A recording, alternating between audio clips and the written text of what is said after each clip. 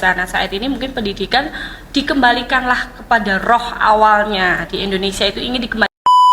Salah satu nilai dan peran dari guru penggerak ya Bu Merinda itu adalah mempunyai inovasi seperti itu.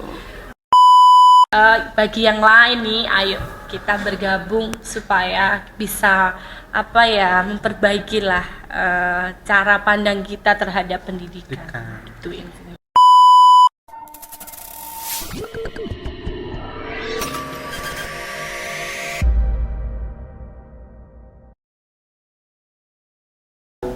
Hai, halo Sobat Turan One Podcast. Kembali lagi di Turan One Podcast. Suara kita, karya bersama. Dengan saya Dita Ngeraini dan saya Pak Novan Rizky yang akan menemani kalian dalam episode hari ini. Nah, Pak Novan, hari ini kita kedatangan tamu yang spesial. Siapa tuh? Beliau adalah Ibu Merinda Kusmaning Tias SPDKR dengan Ibu Masito Yesi Rahayati MPD. Wah, keren sekali. Keren sekali. Selamat datang di Turan One Podcast, ibu-ibu hebat. Ibu. Terima Mungkin kasih. sebelum kita lanjut pembicaraan, mungkin bisa menyapa dulu, memperkenalkan diri dulu, Bu. Monggo Bu Yesi dulu. Oke, Assalamualaikum warahmatullahi wabarakatuh. Warahmatullahi wabarakatuh. Saya Masito Yesi Rohayati MPD. Saya di sekolah ini mengajar sebagai guru matematika untuk kelas 10 dan 12. Wih, keren, guru matematika. Baik, selanjutnya. Halo semuanya. Halo, Senang sekali semuanya. berada di podcast hari ini. Kejutan sekali ya, Kak. Kenapa kok tiba-tiba kenapa harus ada di sini? Terima kasih. Perkenalkan sebelumnya, nama saya Merinda Kusmaning Tias. Saya kebetulan guru produktif kuliner. Kalau produktif biasanya ngajarnya ya semua jenjang ya. Kebetulan kami berdua ini sedang berpartner saat ini. Mungkin itu ya yang menjadi mau dikulik-kulik ya. Ini partai apa ini ya? Apa itu, Bu? Apa ya Bu Yesi? Kasih tahu nggak ya? Kasih tahu dong. Kasih tahu ya. Kasih tahu. Kebetulan kami sekarang sedang masih dalam pembelajaran CGP atau kepanjangannya dari calon guru penggerak. Ini kebetulan kami angkatan 10. ya. Sebelumnya di sini juga ada beliau-beliau hebat yang menjadi panutan kami. Ada beliau yang sudah statusnya berubah, tidak lagi C tapi sudah GP ya. Ada dua GP. ya. GP itu berarti kepanjangan dari? Guru penggerak. Oh, guru penggerak. Iya, kalau kami ini masih calon. Oh, calon. Iya. Kebetulan kami berdua satu kelompok, Iya, satu satu kelas dan kelas. satu kelompok. Betul. Baik. Nanti mungkin semoga saja ya setelah November ini kita sudah mendapat predikat GP setelah menyelesaikan semua tugas-tugas Iya, kita ya Bu betul Yesi. sekali. Seperti itu. Iya. Kalau boleh tahu nih Bu, mungkin banyak yang belum tahu, maksudnya masih asing. Kok ada CGP, terus ada GP atau calon guru penggerak dan guru penggerak? Iya. Itu program apa sih Bu kalau boleh tahu? Enggak Bu Yesi dulu mungkin. Ya, jadi calon guru penggerak ini adalah program dari Kemendikbud seperti itu.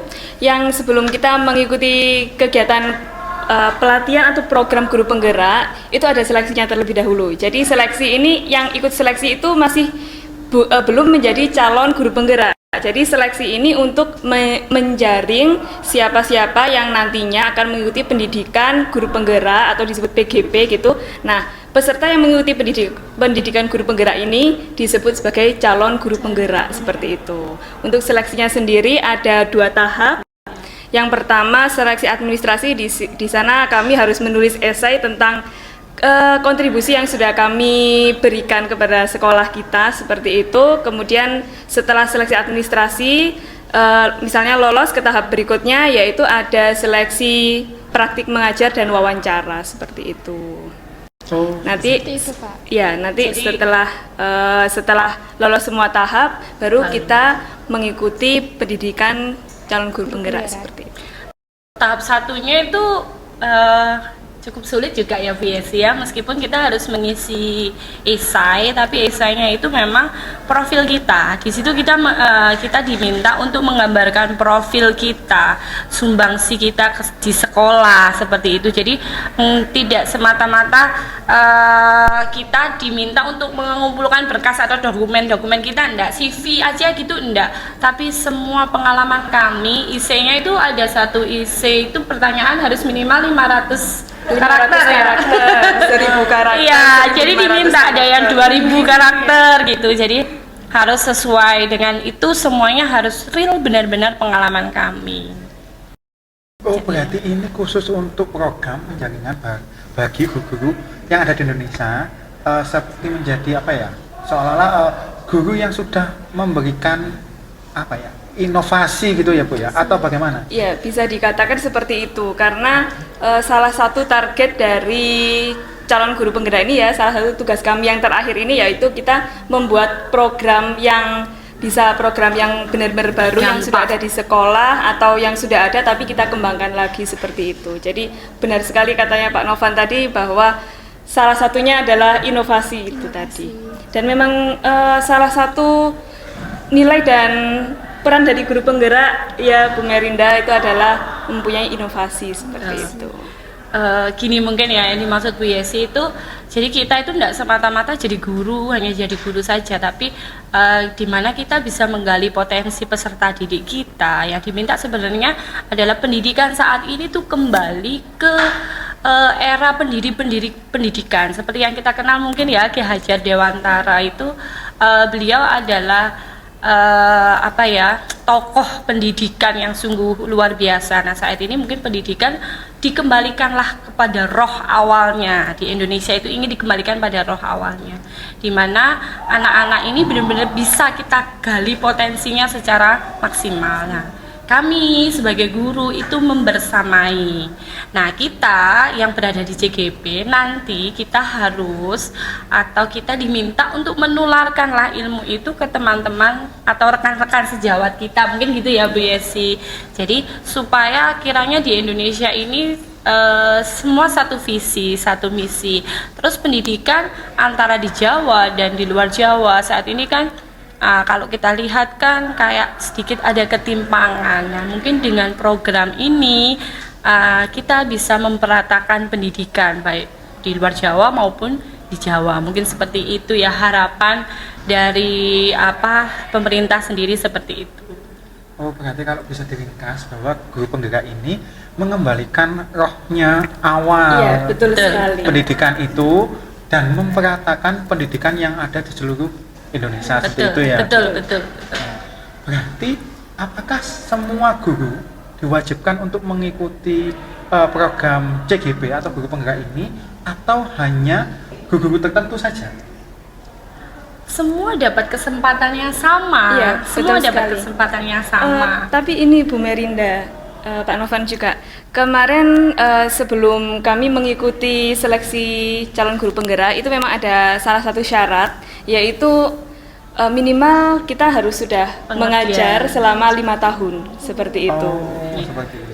Tapi mungkin pada akhirnya kan kita semua sebagai guru itu akan dapat kesempatan yang betul. sama. Ada yang bilang ini hanya sebuah program yang nanti ada batas akhirnya, tapi kenyataannya yang kita alami di dalam pembelajaran ini benar-benar pembelajaran yang benar-benar bisa kita terapkan bagus sekali buat anak-anak. Kita tidak pernah ikut pelatihan yang benar-benar luar biasa, seperti membuat kita itu berubah mindset kita. Kita yang selama ini yang mungkin hanya berpikir mengajar, tapi harusnya kita tidak seperti itu. Kita kan tidak pernah tahu ya kayak siswa-siswa ya, misalnya apa sih yang mereka mau. Kadang kita masih jadi seperti saya dulu ya, mungkin saya masih bertemu dengan seorang guru-guru saya yang masih beliau mengatakan kita harus mengikuti tapi kenyataannya siswa itu sebenarnya jangankan guru, orang tua saja kan kebanyakan juga seperti itu ya. Jadi mungkin dengan guru penggerak ini kita tahulah hakikatnya itu seperti apa, dan anak itu semua punya potensi dia. Kita tidak juga boleh memilih, saya harus memilih anak yang pandai saja, pintar saja. Ternyata terutama saya Bu Yesi ya, mungkin kalau Bu Yesi harus yang pintar matematika mungkin. Kalau saya harus yang pintar buat kue mungkin gitu ya. Tidak seperti itu. Apa yang ada di depan kita, aset apa yang kita miliki, itu harus benar-benar kita maksimalkan. Jadi di mana anak ini potensinya itu harus kita gali sampai kita, karena kita di SMK berarti sampai kita menghantarkan mereka untuk masuk ke dunia kerja, mungkin seperti itu. Mungkin Bu, selama proses tersebut mungkin ada kendala-kendala yang Ibu hadapi selama ini? Waduh, kalau kendala banyak ya Bu Yesi. Ya, sebenarnya kalau masalah kendala itu kebanyakan karena tugasnya yang menumpuk begitu ya, karena kita selain mengajar juga harus memenuhi tugas-tugas CGP ini, apalagi kalau misalnya ada ruang kolaborasi yang itu harus online, Google Meet seperti itu, terkadang bertabrakan dengan jadwal mengajar, itu yang harus kita hadapi bersama-sama gitu. Terkadang begini, solusinya begini, misalnya ketika saya harus presentasi dan ketika itu saya bersamaan dengan jadwal mengajar, maka yang presentasi tentunya bukan saya. Nah, biasanya teman saya yang satu kelompok dengan saya yang kebetulan guru SD. Nah, karena kami satu kelompok itu memang kalau bisa bercampur begitu ya, tidak hanya dari satu sekolah saja, dari satu jenjang saja, tapi juga dari guru SD hingga SMK seperti itu. Nah, jadi ini bisa menjadi solusi untuk kami untuk saling bahu-membahu dalam menjalankan tugas bersama seperti itu. Cara mengatasi solusinya begitu Pak, saling bahu-membahu. Harus saling bekerjasama. Iya, betul sekali. Betul. Jadi kalau kesulitan itu sebenarnya gini ya, kita pandang sulit itu pasti sulit, tapi kalau kita pandangnya itu dibuat bahagia aja, kita easy going aja ya akan berjalan natural. Begitu juga beliau-beliau yang berada di Rukol. Saat ini kita sudah selesai nih ceritanya Rukolnya. Kita rindu kok kadang-kadang.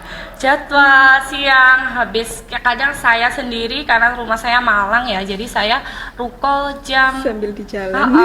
Kadang saya memilih untuk tetap di sini, pulang malam setelah maghrib, karena apa, saya ingin selalu berada di Rukol ini tanpa ketinggalan sedikit pun.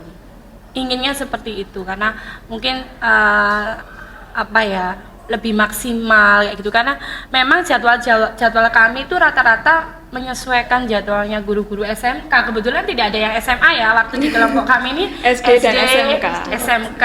Jadi beliau-beliau yang SD kebanyakan menyesuaikan kami, karena mungkin apalagi kalau saya praktek terus kita tinggal Rukol, murid saya praktek bagaimana gitu.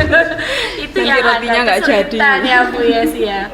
Mungkin di jam-jam akhir saja yang mungkin kayak Bu Yesi ini harus sudah selesai, anak-anak sudah presentasi semua, baru kita membersamai. Memang jamnya itu sebenarnya kita diminta untuk tidak mengganggu di jam pelajaran. Iya. Jadi kita tidak boleh kok sebenarnya izin untuk keperluan CGP, izin ke sana ke sini tidak boleh. Itu bahkan lokakarya kita, pertemuan kita itu di hari Sabtu dan Minggu. Jadi kalau Bapak Ibu guru yang lain Sabtu dan Minggu istirahat, kita masih ada kegiatan. Masih ada kegiatan. Tapi kita pandang kegiatannya itu kayak refreshing gitu. Having fun. Ya, having fun. Di sana ketemu dengan guru-guru yang berbagai macam kultur, daerah seperti itu. Itu sih. Jadi kalau kita Bu Yesi ya, kalau lokal gitu meskipun Sabtu sama Minggu kita anggap rekreasi lah.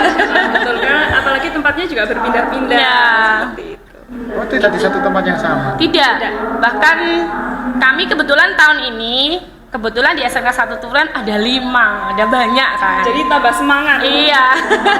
Lebih seru lagi. Nah, kebetulan 5 yang saya Bu Yesi ini kebetulan satu kelas dan satu kelompok. Kalau Pak Rudi dan Bu April itu satu kelas sama kita tapi beda kelompok. Terus ada Pak Dani, beda lagi, beda jauh lagi, tapi masih sering ketemu dengan kita pada saat lokakan ya. Jadi masih saling. Jadi karena berlima ya banyak, jadi kita saling bahu membahu, mana dulu yang bisa mengerjakan saling.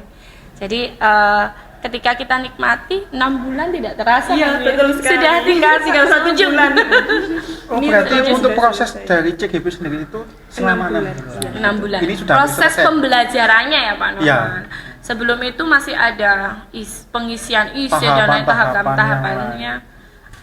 Kalau kita bilang sulit itu tidak sih sebenarnya. Semua guru pasti bisa melalui itu. Cuman tinggal kita mau atau tidak. Itu kan meluangkan waktu yang agak lama ngisi isinya itu mungkin seperti itu yang selama ini mungkin teman rekan-rekan kami yang punya kesempatan tapi belum mendaftar. Jadi bukan berarti belum bisa, tapi belum mendaftar aja ya. Berarti memang orang-orang yang tergabung di dalam atau yang lolos menjadi CGP itu memang melalui tahap yang luar biasa kita seperti itu. Ya. Ini salah satu dokumentasi kegiatannya Iya apa? betul. Iya, Ini betul. ketika kita Ruang recall ya, Oh, ruang recall. kolaborasi. Iya. Satu modul itu 2 kali recall, 1 elaborasi. Recall ini kita yang pertama kita kelompok diskusi dulu ya. Iya, Bu Yesi? diskusi dulu Ya. di pertemuan pertama, kemudian recall yang kedua itu presentasi. Betul Oh, gitu. seperti itu. Seru kok. Jadi bagi yang lain nih, ayo kita bergabung supaya bisa memperbaikilah cara pandang kita terhadap pendidikan. Itu intinya. Apa selama proses recall ini Bu ada kendala seperti koneksinya yang Iya, sering. Iya. Iya. Kalau Bu Merinda sepertinya tidak pernah ya Bu. Iya, Karena Bu Merinda selalu di sekolah. iya, kalau saya terkendala koneksi, saya ngungsi pasti. Hari ini saya sudah tahu koneksinya agak error gitu. Saya pasti cari titik-titik yang di sekolah ini yang kira-kira enggak koneksinya lancar gitu ya. Biasanya kita ngulik-ngulik di dekatnya ruang kepala sekolah. Itu biasanya. Pernah saya 1 kali kebetulan jaringan di bawah down ya Bu Yesi. Di rumah juga pernah. Cuman kalau di rumah itu posisinya biasanya saya habis tugas luar recall di rumah. Kalau Bu Yesi ini Kalau saya akhir-akhir ini sekitar bulan Agustus kemarin itu memang wifi di rumah saya kan recall itu kan selalu sore Iya. begitu ya. Kadang saya juga menghabiskan waktu di rumah untuk mengikuti recall itu. Nah kebetulan bulan Agustus kemarin itu sering trouble wifi di rumah saya. Mau pakai data itu suaranya juga putus-putus. Kalau pakai wifi justru sayanya yang masuk keluar seperti itu. Itu kendalanya. ya dukanya pasti ya ada. itu Iya. ya itu memang setiap kita pembelajaran daring waktu dulu pandemi kan juga merasakan seperti itu ya. Itu saya kira dimaklumi kok di mana saja. apalagi itu melalui media online. Iya, betul. Berarti selain recall ini juga tim kami, tim Iya. riset kami yang mengumpulkan beberapa dokumentasi. Ketemu aja ini ya. Nah, kayak gini ini kegiatan apa ini Bu? Ini PI namanya. Ini PI yang pendampingan pertama, ya, ya. pendampingan pertama. Ini kami ada 3 PP Dari kelompok Pak kami, Jani, terus- saya dan Bu Yesi, Pak Rudi dan Bu April. Jadi beliau-beliau yang wajah baru bukan guru SMK 1 Turen ini, beliau adalah PP kami, mentor kami, senior kami yang mengajari kami atau ketika kita ada kesulitan, beliau-beliau ini yang backup. Jadi insya Allah tidak akan merasa kesulitan karena kita punya punya tempat curhatnya lah ketika kesulitan betul, gitu. Oh seperti itu. Ada lagi mungkin?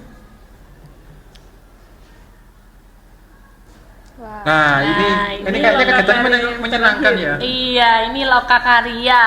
Kalau loka karya itu apa Bu? Maksudnya kalau tadi kan recall kita tahu ya untuk konferensi secara Iya. online gitu ya. Iya. Terus PI tadi pendampingan, tadi datang langsung ke sekolahan kita Iya, gitu betul, seperti betul. itu. Kalau untuk loka karya ini gimana?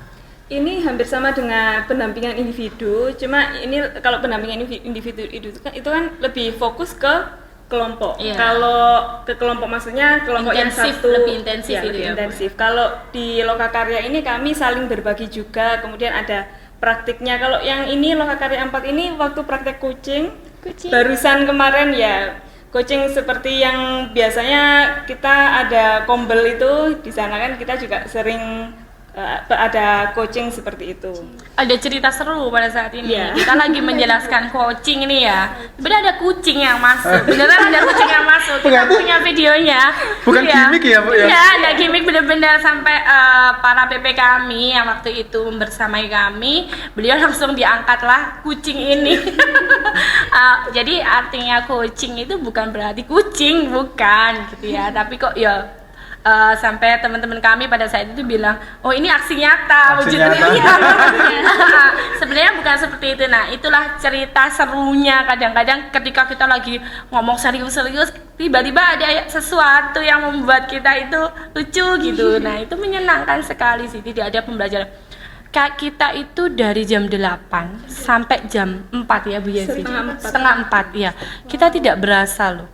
Sungguh tidak berasa penat, kita ngerjakan tugas, tidak ada, kita malah merasa kok cepat sekali ya waktu itu berlalu, itu cepat sekali. Jadi kita tidak merasa beban, padahal itu hari Sabtu atau Minggu, kita pasti kan berpikir weekend kita mau jalan-jalan gitu kan ya. Iya. Enggak, kita tidak pernah merasa seperti itu, bahkan kita merasa waktunya masih kurang. Bu Yesi aja yang praktek coaching waktu itu teman-teman sudah beres semua, Bu Yesi masih, saya belum selesai nih, masih panjang lagi karena kita menikmati, benar-benar menikmati ya Bu Yesi ya. Mungkin yang membuat nggak terasa kalau kita udah menghabiskan banyak waktu itu karena banyak prakteknya, seperti kalau yang Lokakarya 4 itu praktek coaching gitu. Jadi coaching itu maksudnya apa sih? Jadi kita menggali potensi dari si coachee. Jadi saya sebagai coach, kemudian rekan saya sebagai coachee, saya memberikan pertanyaan-pertanyaan berbobot untuk menggali potensinya seperti itu. Kemudian kalau Lokakarya yang keberapa yaitu Bu Mer, itu praktek pembelajaran berdiferensiasi. Iya, Nah, seperti itu. Praktek semacam itu kan juga membutuhkan waktu yang lama gitu ya. Sehingga kira-kira itu yang membuat tidak terasa ternyata udah lama sekali kita di sini. Waktunya berputar dengan Iya betul. Mungkin anak-anak kan merasa ke sekolah jam 7 sampai jam 3 sore ya, jam itu 3 udah sore lama itu kan banget. sudah penat ya. Membosankan. Ini membosankan. Kita tidak. Itu yang kita diminta untuk menciptakan suasana kelas yang seperti itu nanti. Yang menyenangkan. Jadi anak-anak itu senang sampai lupa akan waktu. Loh, kok tiba-tiba sudah waktunya pulang ya? Itu suasana yang seperti itu yang harus kita bawa ke kelas kita ya, Biasi. Oh, Itu sih. baik. Ini ya salah satu juga ya. Iya, betul, ini Lokakarya tahap 1. Ini waktu nilai dan peran Tahap guru 3. penggerak ya benar ini. Iya, ini Lokakarya berapa? Pertama ya? Pertama. Iya, tahap 2. Habis 0 terus 1 ya. Baik. Oh ini Bapak-bapak, ibu guru yang iya, betul. dari sekolah kita Iya, yang lolos betul untuk sekali. di angkatan 10 ya tadi. Betul, ada 5 orang. Ini dari awal kita begitu lolos esai kita sudah bahu membahu ya, Bu Iya, Yesi? betul sekali. Berjuang Kita bersama. sangat kita selalu hadir setiap kali rekan kita itu Iya, seleksi, latihan, mengajar. praktek mengajar itu kita selalu sama-sama. Benar-benar kita kita bantu time, kita bantu kita sebagai timekeepernya. Oh bener pas nggak jamnya kayak gitu. Jadi ketika itu Bu Yesi bilang saya kayak sudah kurang motivasi gitu ya Bu Yesi ya, karena kita berkumpul bersama di Turen ini kan kompak-kompak semuanya kan ya. Jadi kami yang bisa nggak ya kita merasa kayak gitu kan, kita nggak pernah di depan kamera ya Bu. Ini sebenarnya grogi juga di depan kamera. Apalagi dikasih waktu 10 menit harus semua aktivitas itu Materi selesai. tersampaikan.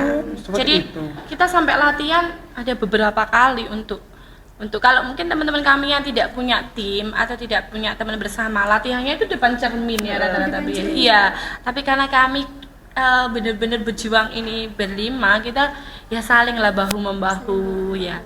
Kalau sudah bagus, pas loh ini tadi belum disampaikan, kita ada yang koreksi kayak gitu. Tujuannya belum detail, tujuan pembelajarannya belum disampaikan. Kita mengajar dengan kita di shoot 10 menit itu auranya berbeda, dan kita harus pura-pura murid kita tuh ada di depan kita, padahal kosong, tidak ada muridnya. Kita ngomong sama siapa terus kita percepat waktunya, itu kayak apa ya, kita kayak main sandiwara yang harus real.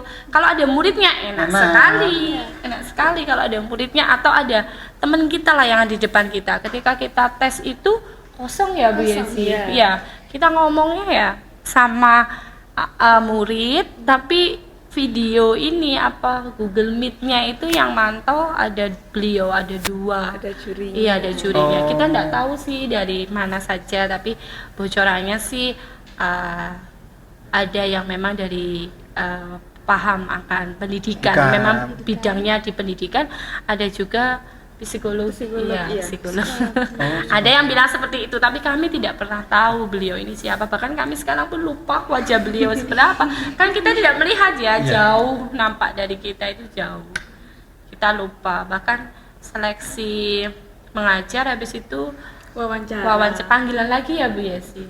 Panggilannya. Langsung satu tahap dalam satu Iya, tahap. satu tahap, tapi kita menunggu informasi lagi. Ada juga sih Bu Yesi yang tidak lolos waktu itu. Ada juga yang tidak lolos, belum dapat panggilan dari seleksi mengajar. Nah, waktu itu pengumuman Pak Dani ini agak terlambat. Akhirnya Bu Yesi ini yang cari info. Akhirnya kita bisa bersama berlima. Ternyata langsung menuju wawancara. Iya. Wawancara sepertinya saya sama Pak Novan malahan waktu itu posisinya ada di Batu ya Pak Batu, Novan. ya. Kalau wawancara itu saya cerita nih masing-masing kita pengalaman ya. Kita nggak bisa sebenarnya spill lebih dikit lah. Iya. Kadang ada hal-hal tertentu Di di luar luar di luar bukan pembelajaran yang ditanyakan, bukan ada sesuatu potensi yang bisa beliau gali dari diri kita kemudian ditanyakan. Kadang kita apa ya gitu. Kadang mungkin ya hal apa yang itu beda dengan kebiasaan kita di sekolah itu yang ditanya. Mungkin karena beliau bisa menggali apa yang kita ucap. Jadi kita tidak bisa menduga apa yang ditanyakan itu tidak bisa ya Bu Yesi ya. Jadi memang harus mengalir seperti itu. Betul, Iya, betul. Harus mengalir dan juga perlu persiapan ya Pak. Iya.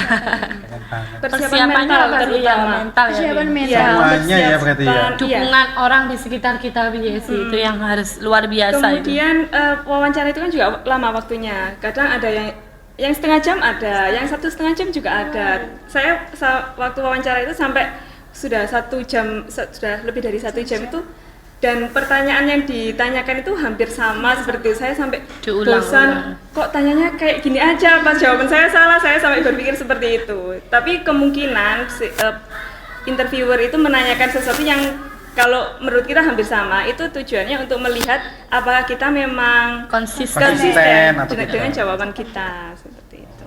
Wah, luar biasa Berarti ini sekali, ada Pak. triknya ya. Ada triknya pasti. Jadi ini ada fun fact kita. Jadi kalau di kalangan pengajar atau bapak ibu guru, kaos yang sekarang dikenakan itu ada tulisan Merdeka Belajar. Jadi itu tidak semua orang itu punya. Dan sekarang yang lagi bisa Pak Novan buat bisa ya. Kalau buatnya bisa ya. Tapi kan mungkin beliau-beliaunya itu karena tergabung di dalam TGP, salah satunya mungkin yang sekarang lagi di dunia pendidikan yang lagi gaungkan atau yang lagi digencarkan itu adalah Merdeka Belajar. Betul. Seperti slogan di kaos kita ya Bu Yesi. Iya. Ini kebetulan memang kita dikasih ya. Foto lokal karya. nol. Iya, Lokal lokal karya karya. 0 ya dikasih. Cukup nyaman, bajunya nyaman, bahannya nyaman, seperti nyaman kita terhadap pembelajaran di CGP. Kalau Merdeka Belajar tadi, ya itulah balik lagi tadi ke rohnya.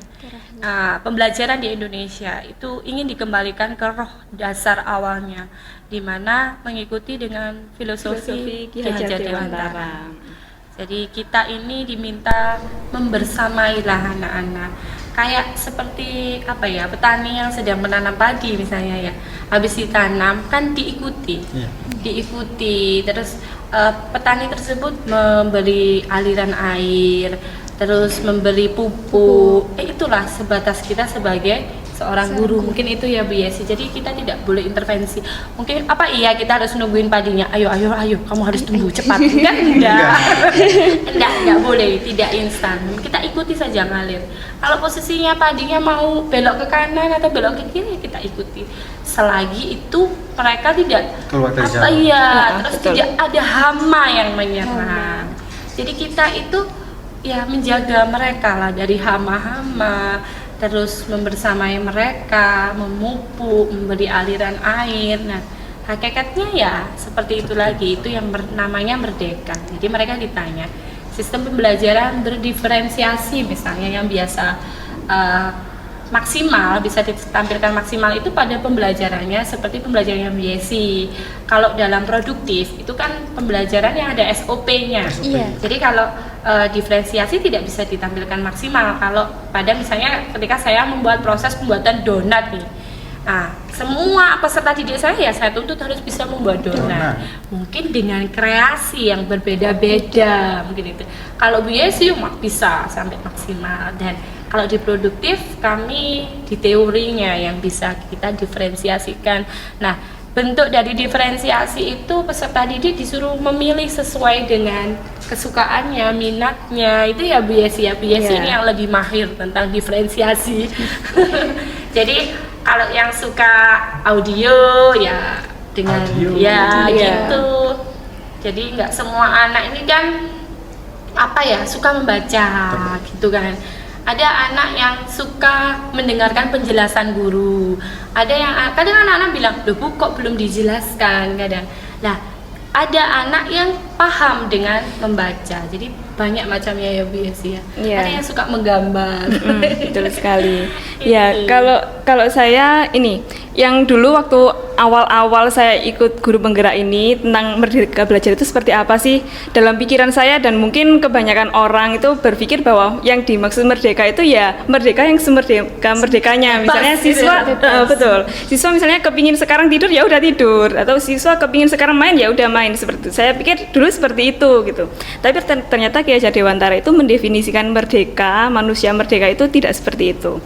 Tapi manusia merdeka adalah manusia yang tidak terperintah, artinya dia itu bekerja, berjalan, melakukan sesuatu itu atas kekuatannya sendiri, seperti itu. Makanya pembelajaran diferensiasi ini merupakan salah satu wujud dari merdeka belajar, karena dengan pembelajaran berdiferensiasi ini siswa itu kan bisa menunjukkan potensinya. Saya itu bisa belajar dengan cara seperti ini, saya lebih suka belajar dengan seperti ini, misalnya seperti itu harus kita fasilitasi. Itu tadi. Merdeka belajar itu intinya adalah tidak ada perintah atau membebaskan kepada siswa dapat memilih sesuai dengan keinginannya. Iya, betul sekali. Tapi bukan berarti bebas ya. Tetap tugas itu ada, tapi dengan cara mereka menyelesaikan tugas tersebut. Dengan cara harus ditentukan caranya. Yang penting tugas itu selesai dengan tepat. Iya, betul sekali. Keren sekali. Ya, lebih menyenangkan ya kalau murid kita paksa harus seperti apa, kan ya tidak semuanya bisa seperti itu gitu. Benar sekali. Jadi ini juga ada fun fact lagi nih. Apa tuh Pak? Ini fun fact yang terakhir mungkin ya. Jadi kalau tadi diceritakan dari Bu Merinda dan Bu Yasi bahwa harus mempunyai inovasi. Dua guru hebat di depan kita ini itu juga memiliki prestasi. Sesuai dengan visi misi sekolah kita, menjadi unggul. Ini contohnya apa? Nah, di tahun berapa ya, Bu Merinda ini pernah menjadi juara 2 laporan 2017 ya. Saya masih ingat waktu itu saya belum saya melihat fotonya Bu Merinda itu dipajang di depan sekolah. Betul sekali. Saya pada saat itu setelah PPL selesai di sini, setelah itu saya kesini lagi mau ngambil data. Wah, ada fotonya Bu Mer di depan. Juara 2 laporan tingkat nasional. Keren sekali. Mewakili Jawa Timur. Mungkin itu lagi beruntung ya Pak Novan. Beruntungnya itu Untungnya masuk tingkat nasional. Beruntung. Waktu itu ada seleksi, waktu itu kepala sekolah Pak Imam. Beliau bilang ke saya, beliau panggil saya Mbak waktu itu. Mbak Mer, besok Mbak Mer mau ada seleksi laboran, katanya gitu, laboran berprestasi. Beliau bilang seperti itu sambil di ruang TU, biasa kayak ketemu say hi gitu aja. Beliau tidak ngomong serius, manggil saya tidak. oh iya Pak, saya gitu kan. Kapan Pak? Kok belum tahu ya saya, beliau bilang gitu. Terus tiba-tiba beliau WA saya, Mbak Mer besok harus siap ke Surabaya. Ke Surabaya dengan saya harus mengumpulkan dokumen-dokumen tetek bengek. Aduh, saya kalau ingat itu puasa. Ingat saya sudah mendekati Lebaran. Jadi sudah mendekati Lebaran, Pak Imam bilang tuh saya sempat WA beliau sedikit ada penolakan sih waktu itu. Saya bilang begini, Bapak, apa saya mampu menyiapkan semua dokumen itu dalam waktu 1 malam, karena besok jam 10 pagi itu saya posisi harus sudah ada di Surabaya. Nah, posisinya waktu beliau menghubungi saya itu kalau besok di Surabaya, saya sedang ada di industri di Malang waktu itu. Ingat saya ada di industri. Langsung beliau suruh ke Capdi ngambil surat tugas. Terus beliau begitu saya WA, saya kok kayaknya bisa apa enggak ya? Beliau jawabnya satu, bisa Mbak Mer, SMK bisa. SMK bisa. Jadi itu slogan tidak hanya ke siswa ya, itu slogan juga ke guru. Itu yang akhirnya oh iya, murid saya aja dibilang bisa, SMK bisa. Berarti semua isinya juga harus bisa. Akhirnya itu yang membuat saya ya sudahlah, kita berangkat dan mendapatkan hasil yang luar biasa. Luar biasa sekali Pak, dengan persiapan yang begitu singkat memperoleh juara yang luar biasa. Iya, di provinsinya juara 1 Pak Nova. Juara 1 dikirim mewakili Jawa Timur ke nasional seperti itu Pak ya. Baik. Nah, kalau Bu Yesi juga sama. Bu Yesi ini kemarin sempat, jadi kan kalau stigmanya anak SMK itu beda ya sama SMA Bu ya. Terus beliaunya berani mendobrak bahwa anak SMK juga bisa. Akhirnya ikut Olimpiade Matematika di Bali Bu ya. Iya, betul sekali. Juaranya juga. Wow. Bu Yesi ini punya aksi nyata yang arahnya ke Iya, betul sekali. Iya, jadi kenapa saya waktu itu berani begitu ya? Kalau kita lihat di Bali kan juga jauh gitu ya. Mungkin kalau lomba-lomba yang diikuti siswa SMK di sini kebanyakan tingkat Jawa Timur seperti itu. Tapi kenapa saya waktu itu berani mengajak anak-anak untuk mengikuti lomba yang di Bali itu? Karena di situ siswa SMK hanya bersaing dengan siswa SMK. Yang mana Olimpiade seperti ini yang saya tahu selama ini hanya dilakukan oleh UNY dan Universitas Pendidikan Ganesha yang ada di Bali ini. Nah, kalau misalnya kita mengikutkan siswa kita di Olimpiade Matematika yang diikuti sama anak SMA juga, itu tentunya kita akan kalah. Bukan berarti saya tidak bisa mempersiapkan mereka dengan baik, tapi memang dari SMA saja bibitnya itu sudah unggul. Terkadang misalnya seperti di SMA ada SMA atau MA, seperti itu ada siswa yang seleksinya melalui jalur prestasi yang itu prestasi Olimpiade. Nah, tentunya mereka sudah melakukan persiapan, sudah mempunyai banyak pengalaman, jam terbang yang sudah tinggi di dunia Olimpiade Matematika. Sedangkan kita baru kalau anak-anak yang baru ikut di SMK ini, tentunya mereka baru mempersiapkan ketika kelas 10, sehingga untuk mengejar ketertinggalan itu sepertinya agak mustahil gitu ya, karena persiapan kita di sini hanya 3 tahun, sedangkan anak-anak SMA itu udah mendahului sejak dia mungkin SD atau SMP seperti itu. Maka dari itu di situ ada kesempatan untuk mengikuti Olimpiade Matematika yang saingannya hanya SMK seperti itu. Akhirnya saya biasanya oleh Bu Goni selaku kesiswaan diperbolehkan mengirimkan 10 orang. Akhirnya saya mengirimkan 10 orang. Sebelum memilih 10 orang ini memang saya melakukan seleksi, yang itu soal seleksinya pun juga saya miripkan dengan soal seleksi di soal Olimpiade di kampus tersebut gitu. Saya bisa melihat soal-soal itu ya betul di internet itu kan ada, sehingga saya menggunakan soal-soal itu untuk seleksi. Akhirnya terpilih 10 anak ini. Setelah itu saya bimbing, saya beri soal-soal yang mirip-mirip dengan itu. Saya belikan buku dari panitia juga. Saya bimbing berapa pertemuan ya, saya banyak pertemuan lah memang ya. Waktu itu alhamdulillah dari tahap pertama, tahap penyisian itu semuanya lolos. Walaupun waktu itu skornya juga nggak bagus-bagus banget gitu ya. Yang peringkat 1 sampai 9 kalau nggak salah itu anak-anak Bali. Kita yang paling bagus peringkat 1 sampai 8 kalau nggak salah itu anak-anak Bali, peringkat 9 itu sekolah kita. Terus kita ikut di tahap berikutnya, kemudian di babak semifinal itu kita ikut ikut lagi waktu itu banyak kendala. Termasuk salah satu laptopnya siswa itu kita kan diam di Sarpras begitu ya. Salah satu laptopnya itu mungkin karena lama tidak dipakai, akhirnya restart sendiri kayak gitu. Update sendiri seperti itu.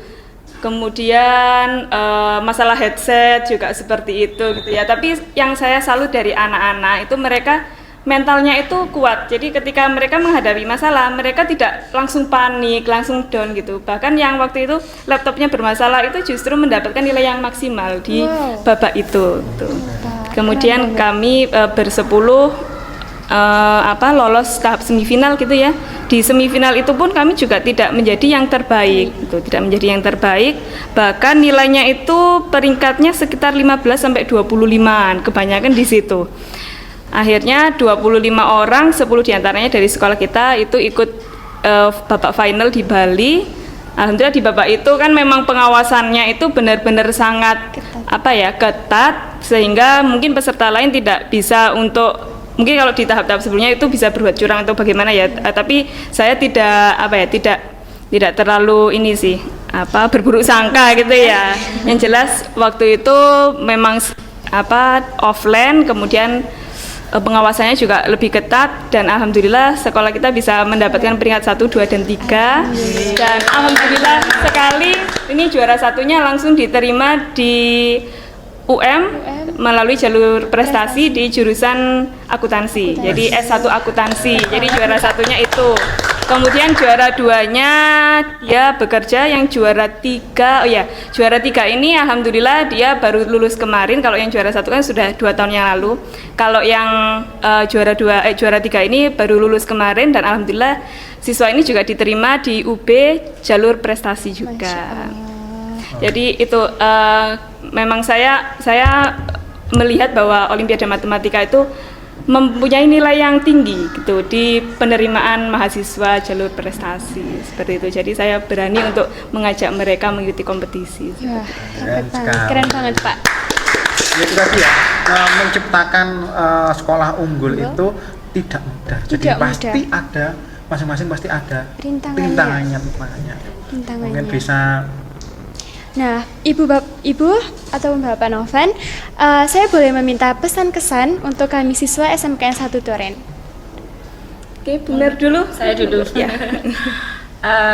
Pesan saya buat anak-anak saya, khususnya anak-anak saya di SMK Negeri 1 Turen, jadilah sosok yang luar biasa, yang benar-benar wujud dari potensi yang ada di dalam diri kalian. Saya selalu berpesan pada anak-anak, etika, attitude itu adalah yang utama. Setelah itu baru kita bersamai dengan pengetahuan dan keterampilan yang harus dimiliki. Tidak perlu kalian harus menguasai semua mata pelajaran, tapi di mana bidang yang kalian suka itu maksimalkan sampai kalian ke puncak prestasi. Itu saja. Terima kasih. Terima kasih Bu Yesi. Mungkin dari Bu Yesi? Ya, oke. Kurang lebih hampir sama ya dengan Bu Merinda. Jadi setiap anak itu dilahirkan dengan potensi yang berbeda-beda. Perbedaan itu bukan sesuatu yang salah gitu ya. Justru perbedaan itulah yang membuat dunia itu indah. Seperti pelangi memiliki warna yang berbeda-beda dan itulah yang membuat dia begitu indah.